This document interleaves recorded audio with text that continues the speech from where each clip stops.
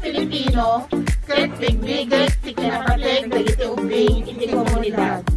Gapu iti daytoy ang sapataak kasadwadan, irespeto ken aywanan ti karbinan iti tunggal ubing iti aran na nagampo.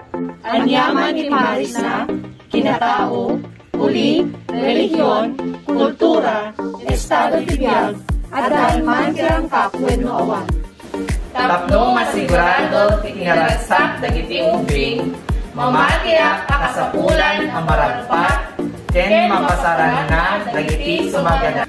Maipasngay kay maikan, itinaan-anay ang pagkasapulan, tapno agyan at masayaan. Rumumboy, sirip, kabalan, ken talento. Masalakniban kay anyaman na panang-abuso, kay God ken kinaultit.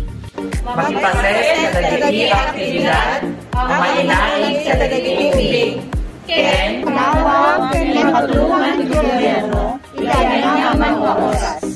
Mabaen itulong ti Diyos ang manaswa, ipapusok ken arangidet amin dagitoy, at masimot ka dagiti ubing, namama, ken pangaramay sitwasyon. Pagkaykaysa kami nga mangiduras ti karbingan dagiti ubing.